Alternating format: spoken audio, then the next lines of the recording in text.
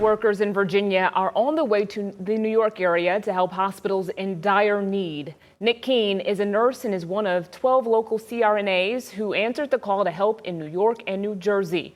We're told they'll be helping to lighten the load at those extremely busy hospitals. Nick leaves for New Jersey tomorrow morning and he starts his first 12-hour shift that evening. They have an opportunity. We have 50% of our CRNAs are unemployed or underemployed at this point. So they are finding opportunities to give back and volunteer, or if they need to find work to stay employed, then that's what they're doing. We have felt that they're drowning. And I'm hoping that we go up there as a bit of a life preserver, that we can just give them a little time to get their head above the water. New York has been the state hardest hit by COVID-19. The governor says starting tomorrow, all Virginia restaurants can sell mixed drinks to go, provided they have an existing ABC license. He says ABC is also deferring license renewal fees for businesses through June. That move impacts around 6,000 businesses. And some changes to Virginia's unemployment insurance program. Thanks to the federal CARES Act, Virginians collecting unemployment insurance right now will receive an extra $600 added to their benefits. Officials say that applies to all claims effective between March 29th and July 31st. The payments will be made in conjunction with weekly claims and will start as soon as next week. And you can find more of our coronavirus coverage on WTVR.com and our breaking news app. All you have to do is download the app now for free. We are working for you.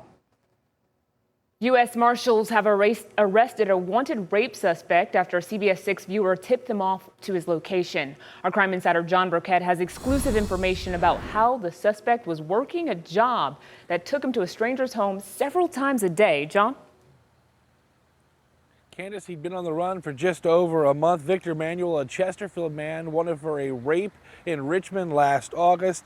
He is now locked up after I was tipped off about his whereabouts and what he was doing for his employment.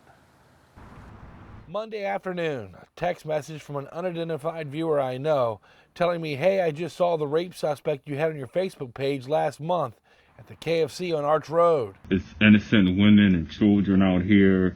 And yes, he's innocent until proven guilty, but for what I saw on the news and, knowing of him in the past, it felt like it was my obligated duty to make sure that he was apprehended so he can have his day in court. The viewer tells me he went inside and asked a few questions. A manager identified the driver as Victor Manuel and says he often works pickup orders for DoorDash.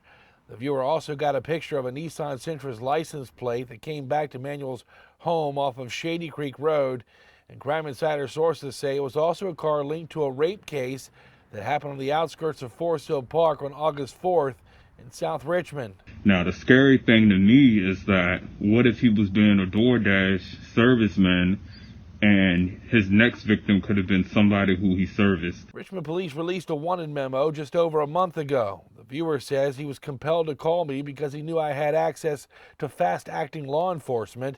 I called the U.S. Marshal Fugitive Task Force. They arrested Manuel without incident in a traffic stop along Jeff Davis Highway Wednesday.